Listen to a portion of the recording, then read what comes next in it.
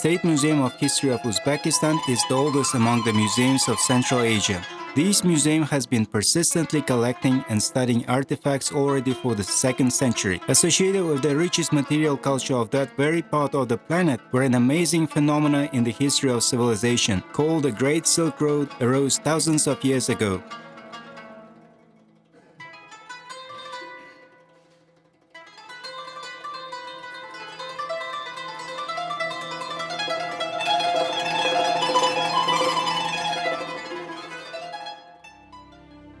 The founders of the museum in 1876 were well aware that the land of contemporary Uzbekistan held countless evidence of the past, that it was, in fact, a genuine reserve of antiquities that require careful preservation and study.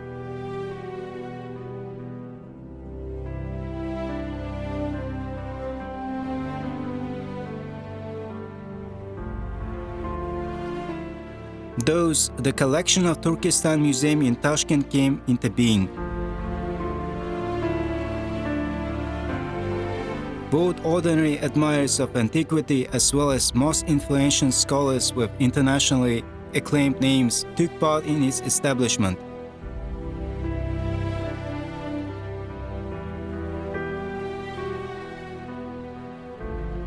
Like a snowball, collection of the museum grew over the years. The storms of the 20th century didn't pass along Tashkent repository of antiquities. However, one must give credit to Tashkent Museum enthusiasts as they continued to multiply their unique collection. All the more reason, study of the history of Central Asia has advanced to the extent that entire eras, previously unknown, have appeared before us in all their splendor during existence of the museum.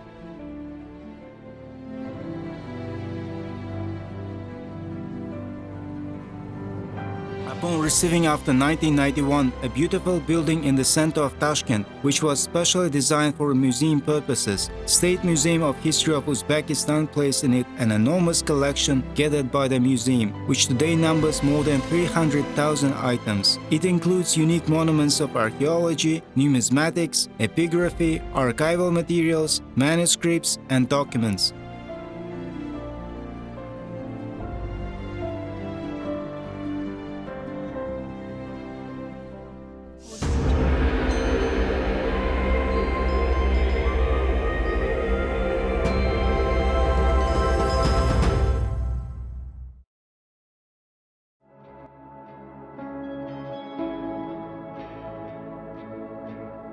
In accordance with the periodization of the past, exposition of History Museum begins from ancient times, from the childhood of humanity.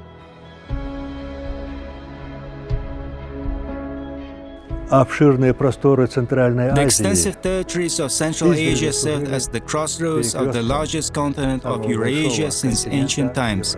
It was there that all roads, migrations, conquests, and cultural interactions converged. In ancient times, animal migration routes were laid there. When a person appeared along the same roads, he followed along hunting paths. The expanses of Central Asia were quite habitable, developed intensively, and there we found many monuments. In the Middle Paleolithic era, this is the so-called Mousterian period. This is Urim glaciation period. It was very cold.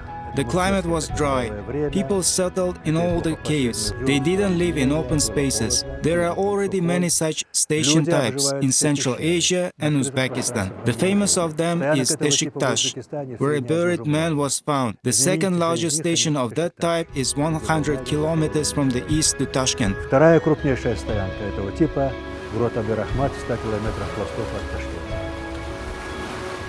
The epochs of the Stone and Bronze Age lasted for a very long time, while the material culture changed quite slowly. Certainly, the museum stores numerous evidences of the work of primitive man, found by dozens of scientific expeditions that unearthed the so-called sites of Stone Age people in various regions of Uzbekistan.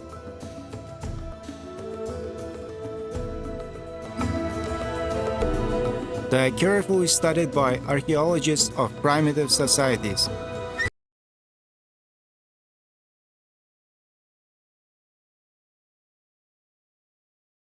At the beginning of the Holocene era, brief transitional period of the Mesolithic and Neolithic occurred. In these epochs, technology of a producing economy was emerging. Agriculture appeared with cattle breeding, and a stable settlement appeared where many people already lived. With the invention of metal, we are moving into another era of bronze.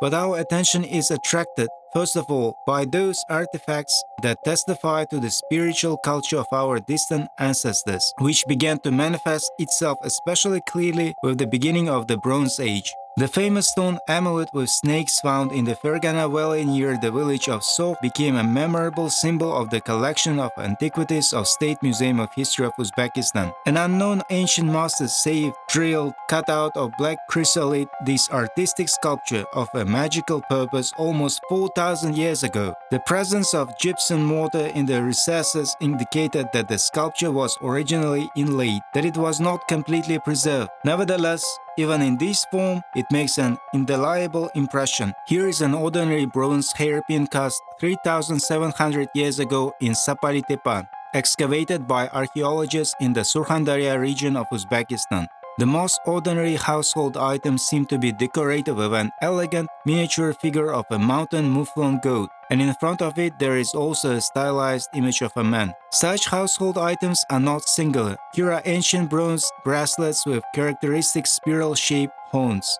They are decorated with engraved spruce, ornaments and geometric shapes. Bracelets of this shape, obviously, were very fashionable in the 2nd millennium BC, and they are often found in our areas. The collections of State Museum of History of Uzbekistan are especially abundant in pottery found by archaeologists during excavations in the sites of Sapalitepa and Jarkutan in the Surkhandarya region, Zamanbaba, Bukhara region, and some other places in Uzbekistan. Initially, it was made without technical devices by manual molding, but it must be recognized that many works of primitive potters are still pleasing to the eye and imply undeniable aesthetic taste and are almost always decorated.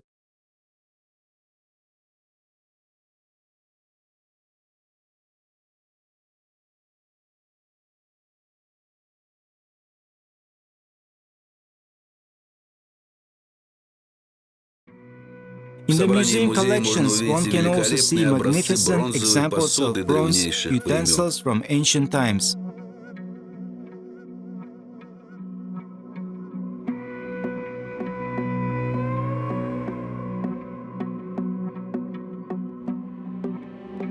The pearl of this part of the collection is a large bronze cauldron with a diameter of more than half a meter with 4 handles. Figures of stepping goats are skillfully sculpted between the handles. One can imagine how our ancestors rejoiced when, after a victorious battle with formidable enemies, they were seated on a halt near this cauldron, and the bronze goats, like today, paced and paced all around in a roundabout, mouth-watering cooking gurgling in the boiler, calling for a long-awaited rest. The delicious flavor of the upcoming evening meal was slowly pouring over the camp. The boiler was accidentally found during the construction of the Great Fergana Channel in 1939 and was dated to the middle of the 1st millennium BC.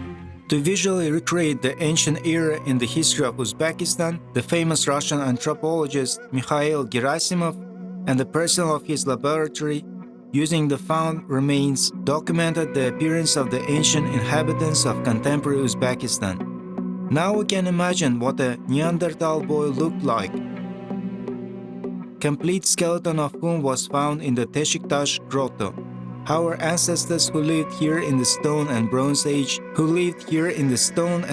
Ages looked like.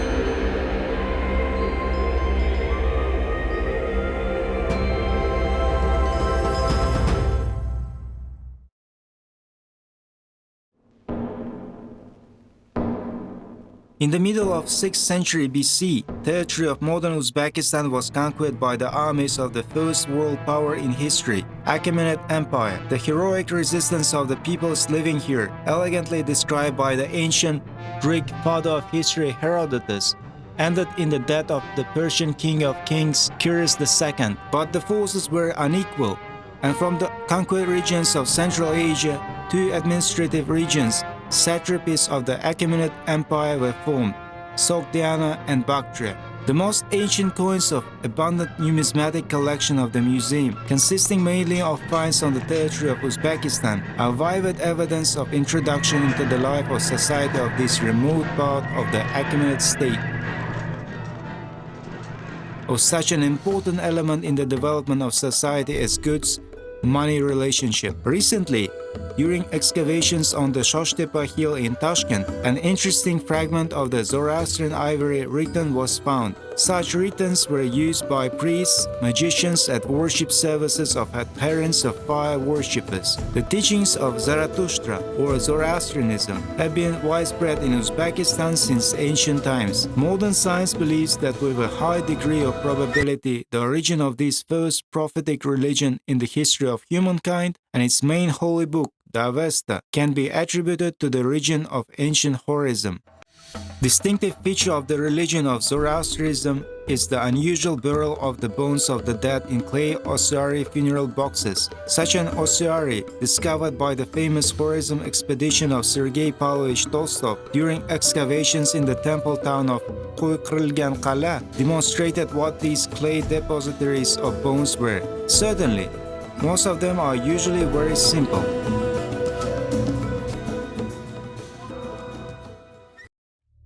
However, everything depended on the significance and wealth of the buried. Findings, for instance, of ossuaries decorated with multi-figured artistic bas-reliefs illustrating Zoroastrian sacred texts are known. Bone houses of Zoroastrians are the most common find when studying settlements before the Muslim period in the history of Central Asia. In only one city of Tashkent today, many hundreds of different types of ossuaries have been found.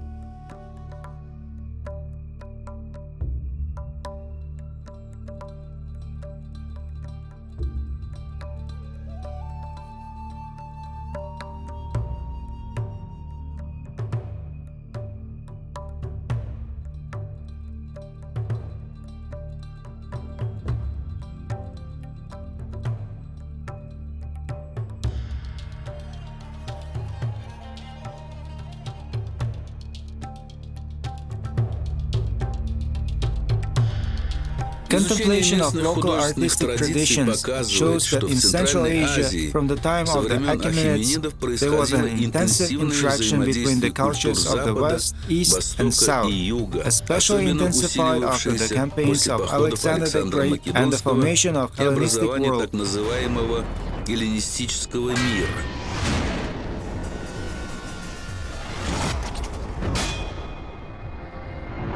Numerous coins of the Greco-Bactrian kings, classic gems and cameos, carved miniatures of stone medallions.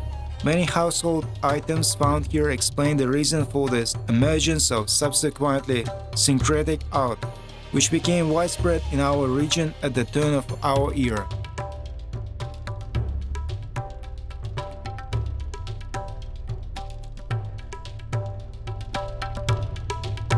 This is the heyday of the Kushan and Parthian kingdoms, contemporaries of ancient Rome.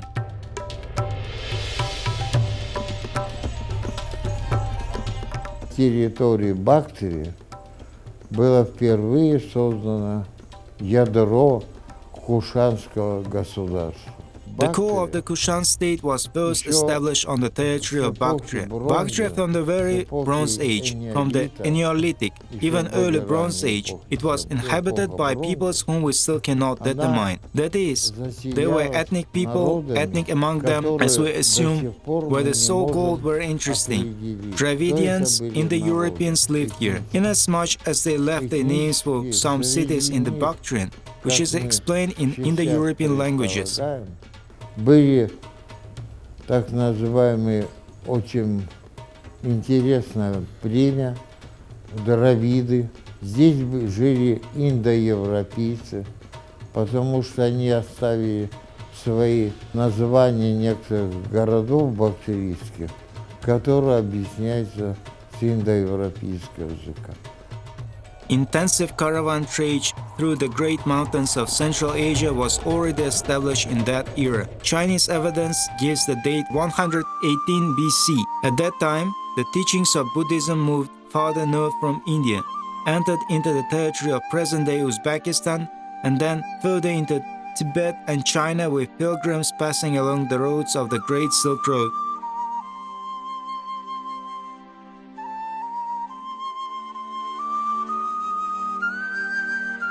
The realities of this complicated period of history began to open before us only in the last century, and the corresponding artifacts were extremely important for understanding the historical processes that were taking place then. Numismatic monuments testify to the political, religious, and artistic preferences of society. Circulated on the territory of current Uzbekistan in the 3rd to 1st centuries BC, Greco-Bactrian coins with realistic portraits of kings and images of gods and heroes of the ancient Greek pantheon were replaced by the characteristic coinage of the Kushan kingdom. We see Shahanshahs dressed in national clothes accompanied by deities of the local pantheon. The period of this part of the museum's collection can undoubtedly be called a limestone plate with a classic image of the Buddha and two monks, found during excavations of the monastery in Fayastepa near the city of Termes.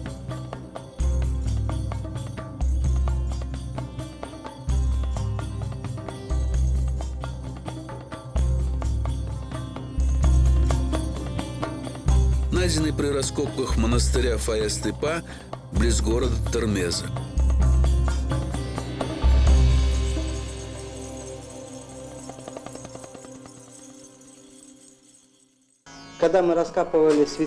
When we were digging out the sanctuary, there was a large block in the sanctuary, and after we lifted the block, this same block turned out to be a sculpture. Our delightment was tremendous. All the people around it were architects, artists, surrounded this sculpture and stood above it as something special. And when we carried the sculpture back home, in other words to our camp, we couldn't put it down from the sculpture until 3 in the morning. This masterpiece of Buddhist art is attributed by scholars to the 1st, 2nd centuries AD, that is, to the time of reign, surrounded by great reverence of Buddhists of the Kushan king Kanishka.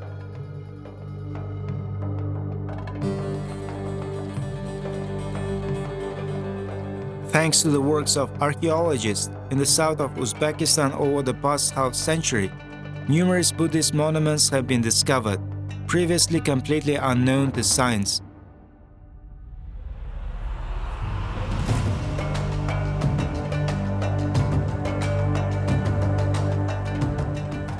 This is, first of all, highly artistic samples of all paintings and clay sculptures, exhibited in the halls of the museum.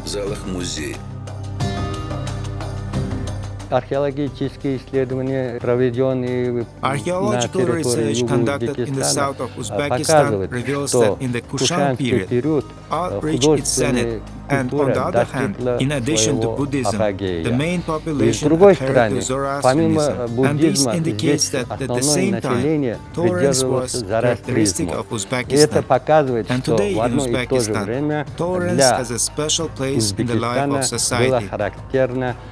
Толерантность. И сегодня в Узбекистане толерантность занимает особое место в жизни общества.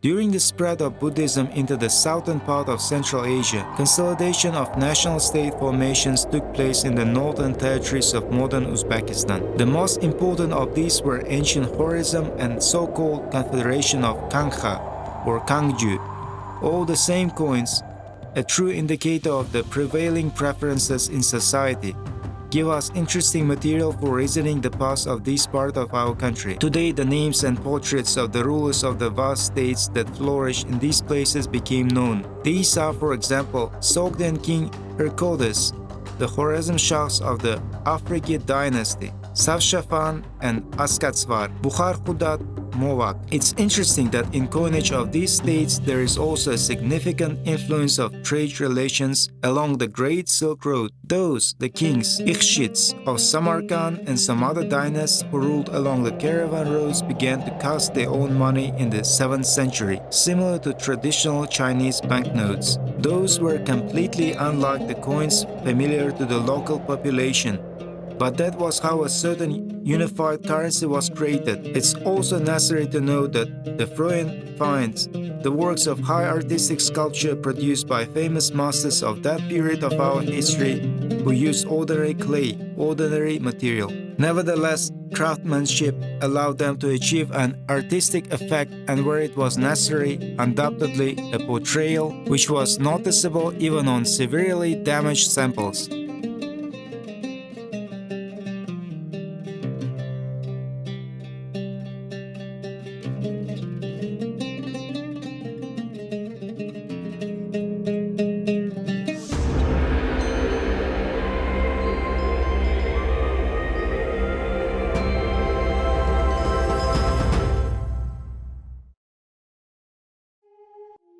Muslim Arab raids on Central Asian principalities began at the end of the 7th century. By 751, after the Battle of Talas, the extreme eastern limit border of the Arab Caliphate was established. The territory of present-day Uzbekistan has acquired a new Arabic name, Mavarennahr.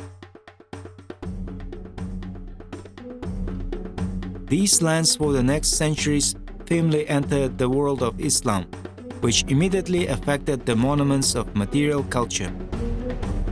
В Музее истории представлен State значительный Museum фонд, of History is имеющий represented отношение with к a исламскому significant искусству. fund Собственно related to говоря, Islamic art. когда уже As a мы matter of имеем fact, дело с when we таким are already dealing уникальным, with я such считаю, unique явлением, Islamic culture, исламской Islamic культуры, art, исламское Islamic art искусство, of manuscripts, исламское and so forth, искусство this culture, рукописи this и art так with далее. one foot Эта always stands культура, in the past. это Perception, искусство ability to одной ногой synthesize, стоит обязательно в incorporate прошлом. culture of the past, including Восприятие, ancient Sogdian, умение including ancient синтезировать, Turkic, вобрать в including себя ancient вот эту Iranian. This культуру synthesis прошлого, gave в rise том to such числе unique сагдийскую, phenomenon as древнесагдийскую, Islamic culture, в том числе Islamic art. древнетюркскую, в том числе и древнеиранскую. Вот этот вот синтез и породил такое уникальное явление, как исламская культура, исламское искусство.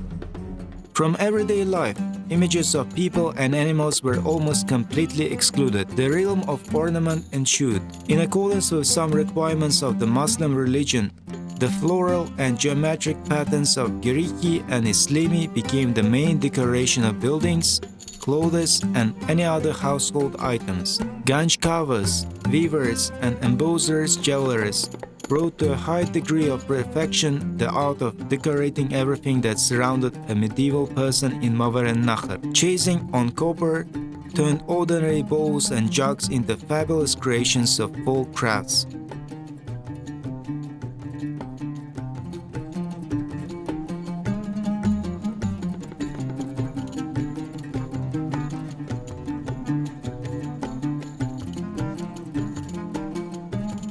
In Tashkent, revived after the destruction of the Arab conquest, the city was renamed to Madina al-Shash, became known as Chach ceramics production developed, and now patterns and intricate inscriptions on Tashkent's lagans and jugs of the 10th to 11th centuries awoke enthusiastic reviews from experts.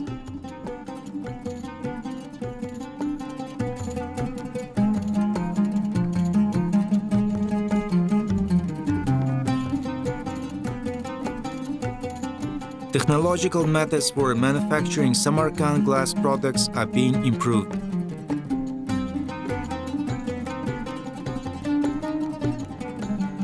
The appearance of monetary symbol issued by various Muslim states, one after another established on the territory of present-day Uzbekistan, changed dramatically. Images disappeared, and only skillfully executed inscriptions in the characteristic Arabic script acquaint us with the names of numerous rulers, their magnificent titles and cognomen. There is certainly kalima, a symbol of faith, and master chasers compete among themselves in the styles of special Arabic fonts. Flowering kufi.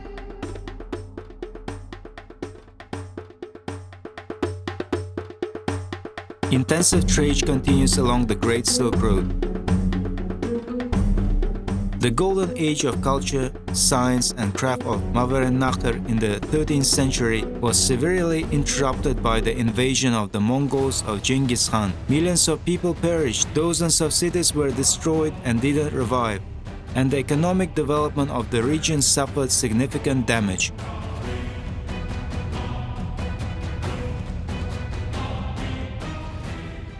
In the second half of the 14th century, under the banner of the struggle and deliverance of the homeland from the yoke of the Mongol Huns, a Beg came out from the Shahrisabz Barlas family named Timur. He founded a powerful empire, the core of which was the territory of contemporary Uzbekistan with its capital in Samarkand. Leaving an enormous centralized state to his heirs, he ensured the process of the revival of the Muslim world in the East, which is sometimes called the Timurid Renaissance.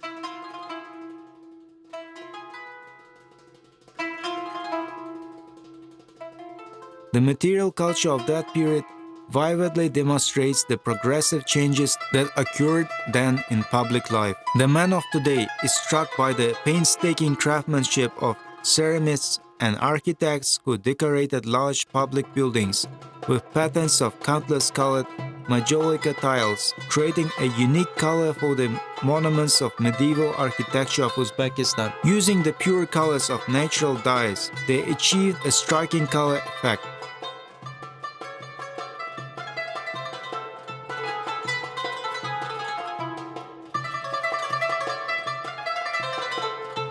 Corresponding samples from different cities of the country are widely represented in the museum.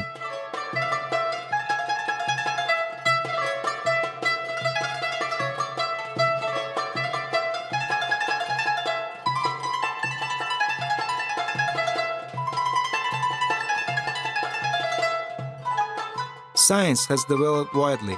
The achievements of the illustrious astronomer Ulugh, the grandson of Amir Timur, who composed his unsurpassed precision astronomical tables, Zicci Jadidi Goragani.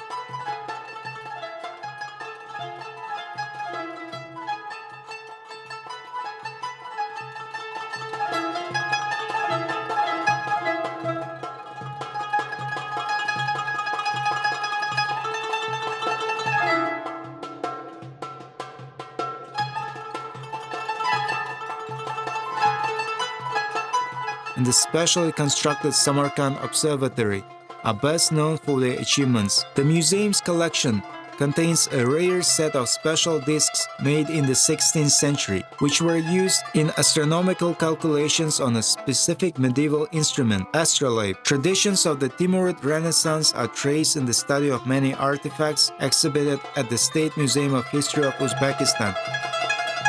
The art of calligraphy, which flourished in Mavar-e-Nahr from century to century, has to be especially mentioned. For instance, an example of an official monument, Firman, written on behalf of one of the Khiva Khans, demonstrates us a high artistic taste and an amazing art of local palace calligrapher in mastering an ordinary cane pen, qalam.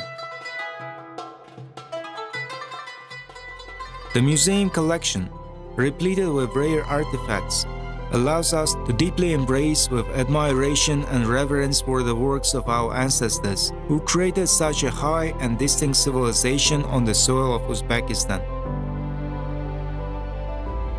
Hamma muzeylar qatorida O'zbekiston tarixi davlat muzeyida ham o'ziga xos xususiyatlari bor. Bu qaysi ma'noda? State Museum of History of Uzbekistan is one of a kind. Of all others, it presents to visitors the abundant history of our people in all completeness. Therefore, we primarily attract young people to the museum so that every child knows about our great past. Without this knowledge, it's impossible to benefit the country. There were periods of rise and decline in the history of the Uzbek people, but nation persistently headed towards freedom and progress. The sole example of Ibn Sina, the world-famous founder of medical science, allows us to state that our great ancestors such as Tomaris, Shirak, Spitamen, or Jalaluddin Manguberdi fought for the bright future of the people not in vain. The mission of museum is to truthfully reveal the facts of history and educate people through historical examples. In tolerant Uzbekistan of the 21st century, the State Museum of History makes a feasible contribution to raising the level of knowledge about our past among all our visitors. Bizni buyuk hislatlarimiz deb hisoblayman.